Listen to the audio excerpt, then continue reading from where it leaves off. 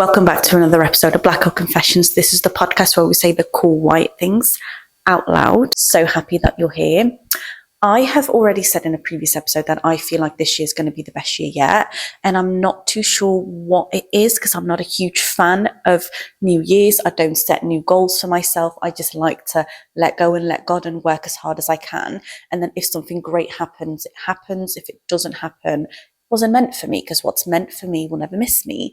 But this year, because I feel like I'm going to be 30, I feel a rebrand coming up. I feel like a new decade requires a new person. It requires somebody that leaves bad habits behind, that it sort of jumps into things head first. So this episode is dedicating to rebranding yourself into being the very best version of yourself. And I'm not talking about like crazy things that require you to uproot your life and change everything. I'm talking about simple little things, subliminal changes that we can make to just kind of slowly but surely level up and feel good about ourselves.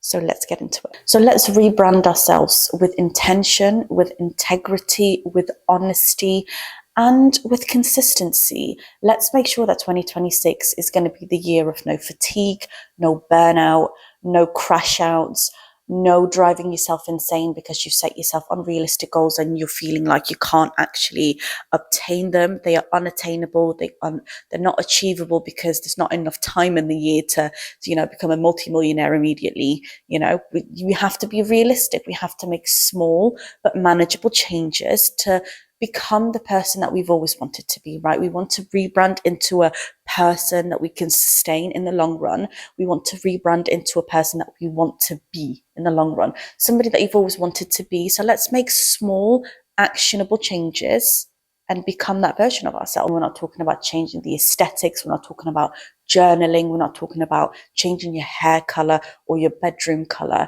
I'm talking about intentional, small little changes, like the way you speak to yourself, like what you eat, where you go to work, your environment, things that affect your mental health, your well-being, your moods. If we change and tweak those a little bit, I think that would take us the furthest. So let's design a life that supports our glow up, right? Spiritually, financially, mentally, physically, all of the above. Let's start with something that is incredibly unpopular: motivation. Nobody wakes up every single day thinking they are motivated. Nobody wakes up every single day ready to tackle on the day, ready to take the day head on. Nobody wakes up with buckets full of motivation. Sometimes we wake up feeling tired, groggy, moody, overstimulated, overthinking. So motivation alone isn't enough to rebrand your life. Motivation alone isn't enough to make this life the very best life you want it to be. You need to create a sense of identity for yourself. So when motivation isn't enough, when motivation can't carry you, when motivation isn't enough to get you out of bed at 6 a.m., you need to have something else that kickstarts it, that fuels you, that lets you get out of bed and sees you or allows you to see the bigger picture. So when motivation doesn't work, when self-discipline doesn't work, the identity that you're working towards, that you're striving towards, is what's going to get you out of bed. This person that you want to be, this person that you've dreamed about being for so long, is going to be the thing that kicks you up the butt. It's going to be the thing that allows you to get up at the arse crack of dawn to do what you need to do to become the person that you've always wanted to become. Because motivation is fleeting. Nobody is motivated 24/7. And if they tell you that they are lying to you. It is not the truth. It is not sustainable. It's simply not doable. So when motivation fails you, your self-identity, this picture that you have in your head, is what's going to kickstart you. It's what's going to take you out of that funk, and it's what's going to be that fire in your belly that's going to make you move forward. Believe you me, motivation alone is not enough. I promise you that. So when I say identity, I am not talking about, I identify as this one day, then I identify as that the next day. So I want you to think about, who is it that you want to be? What behaviors do they demonstrate? How do they move? This person that you have in your head that you want to become, what are their habits like? Because once you have got this identity in your head, behaviors will follow. Because when you're struggling to eat healthy, you're not going to think to yourself, oh, I don't have the motivation to eat healthy, I'm just going to grab a snack. You're reshifting that brain, you're reshifting the train of thoughts in your head, and you're telling yourself, no, the person that I want to be, the identity that I have in my head, they respect their body, they look after their body, they take care of their body. Therefore, I'm not going to snack. Therefore, I'm going to go for a walk. Therefore, I'm going to make sure that I eat the healthiest that I can. Because once you have this idea in your head, this person in your head, the behavior of that person is what you're emulating, is what you're striving to become, is what you're wanting to do. And it becomes so much easier to demonstrate behaviors that you like and that you want to be, rather than relying on motivation. Nobody has the motivation to go run 5 miles. I don't. Nobody has the motivation to go and do a healthy food shop. I hate that. But when I think about the person that I want to be and the behaviors that person demonstrates, suddenly eating healthy is super easy because I love my body.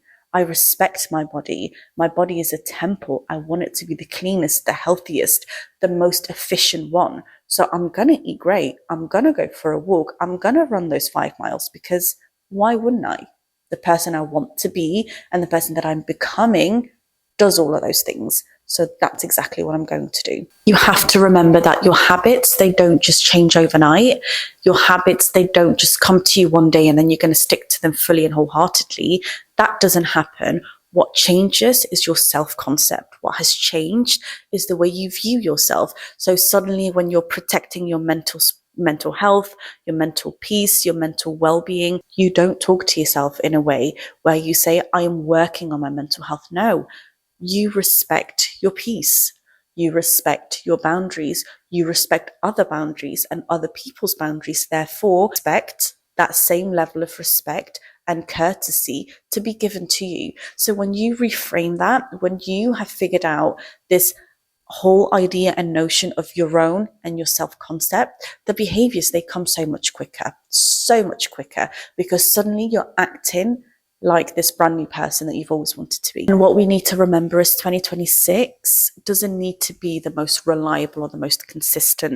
2026 needs to be honest. 2026 doesn't need to be disciplined. You don't need to restrict yourself. You just need to be honest with yourself. You need to really be honest about what you want, how you want to live, how you want to treat yourself. And once you have that level of honesty within yourself, you'll be able to reach your goals a lot quicker. You'll be able to be more reliable on yourself, because you're realizing that actually I'm executing all of these behaviors because I am finally trusting myself and I'm honest enough with myself to want to chase these goals and to want these dreams and to want this person. So just be honest with yourself and tell yourself that this is what I want and this is how I'm going to get it, and then go and do it. Another big thing that we're going to stop over glorifying is burnout, is being this woman that functions on 2 minutes of sleep, 15 different coffees, 7 different Red Bulls, the woman that can do it all, because we can't do it all. We're not super women. And more importantly, the men aren't expected to do it all. They're not expected to have every area of their life figured out and every area of their life to go smoothly. That's not a thing. So why have we burdened ourselves with this notion that suddenly we have to be the superwoman that can do everything? We don't, and we're putting a stop to it today. 2026, we're not doing everything.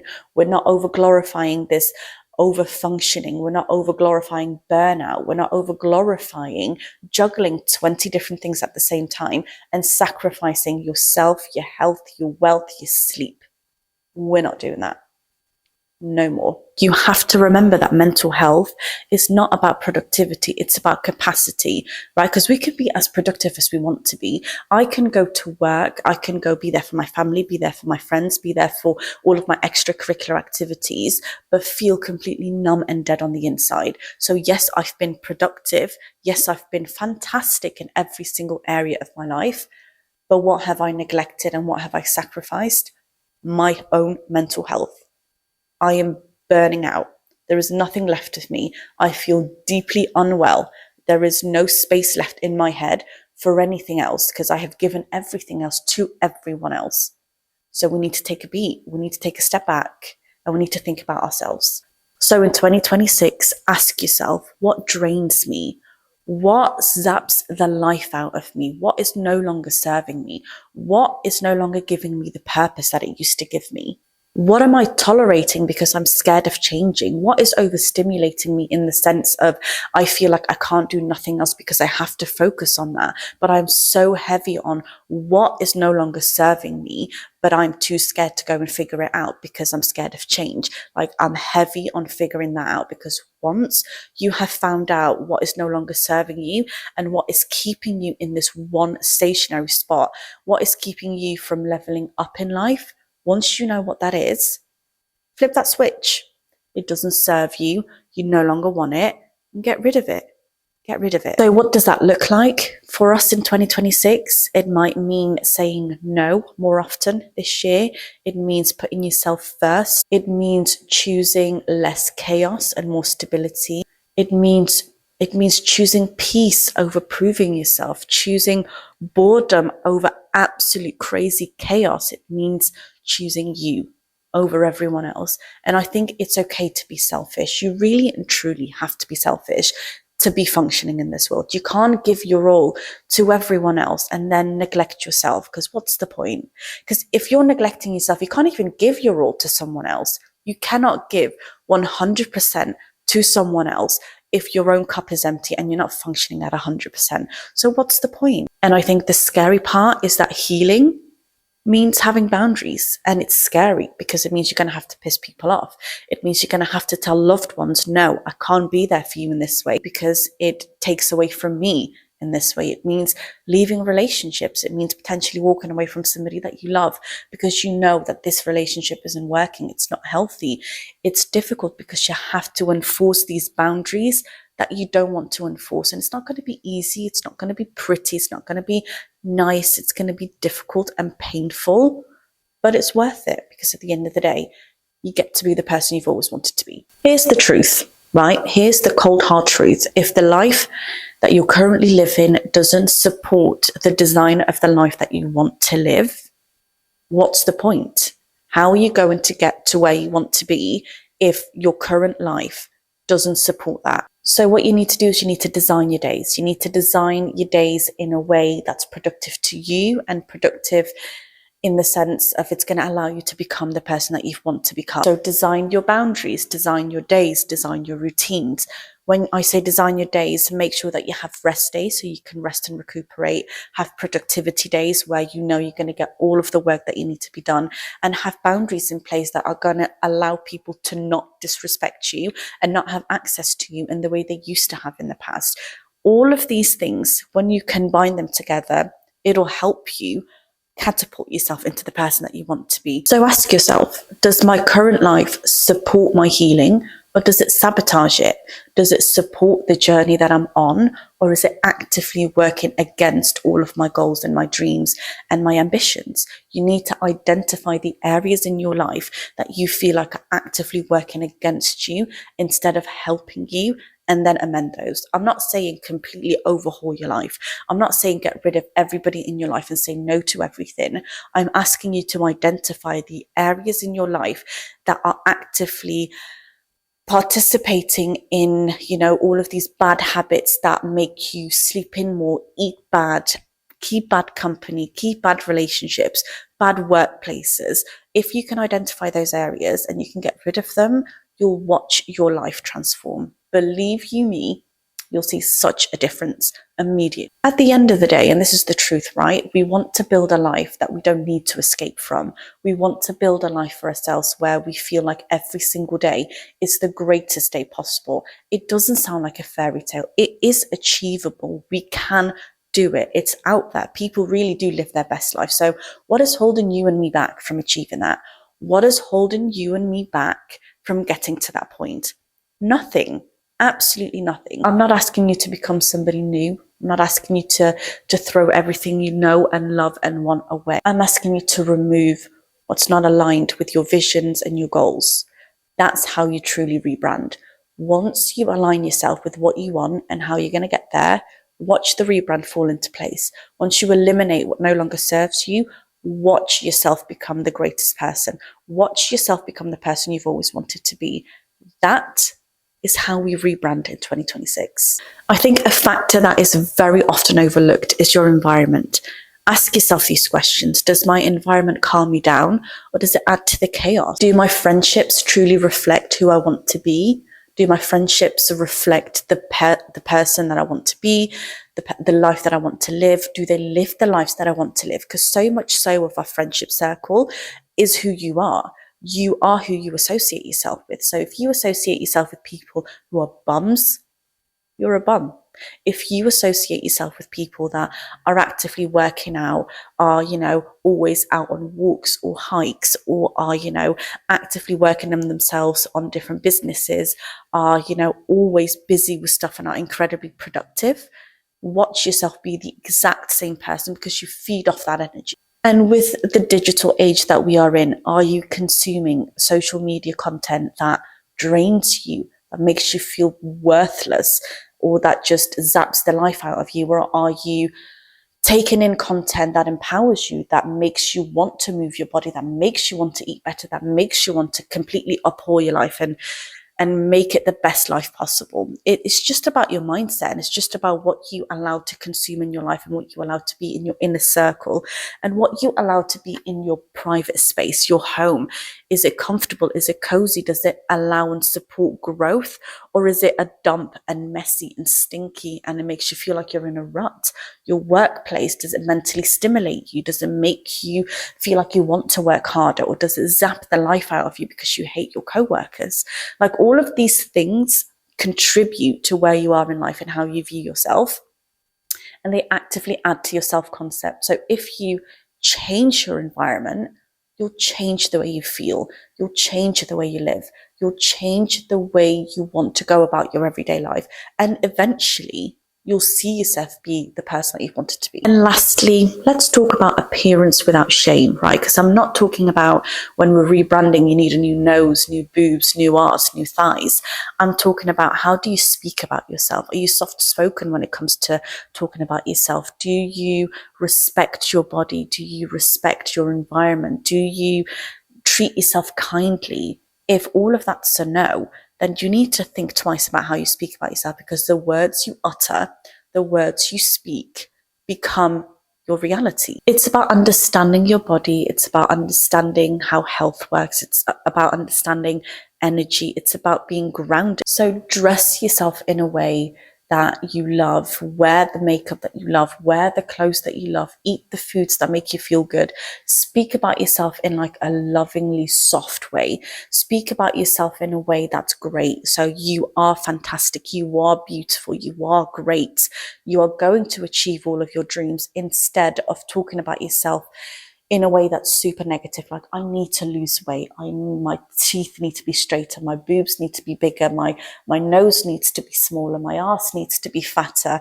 my thighs need to be skinnier, my stomach needs to be smaller, my waist needs to be cinched in more. All of these things you're internalizing, you're putting out in the world, and the way you speak of yourself is how people are going to view you. So if you carry yourself with this type of energy of, I'm great, I can work on myself always, but I'm happy with myself and I'm a work in progress, other people are going to feed off that energy. They're going to think, wow, she's working on herself, she's great, she's doing fantastic. Yes, she's probably a work in progress, we all are, but she's so positive, she's so confident, she's full of life, and it's infectious.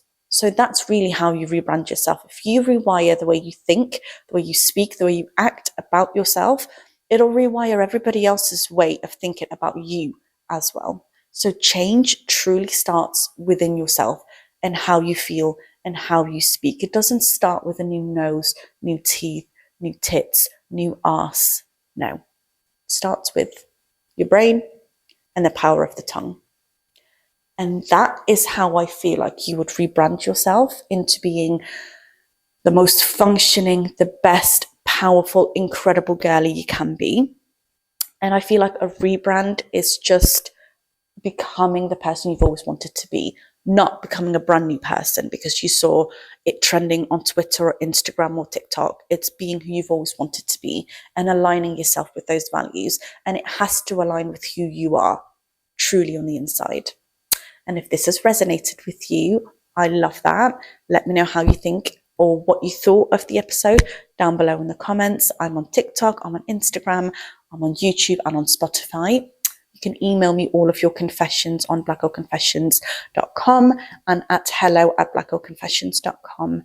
I love nattering with you guys. I truly loved this episode.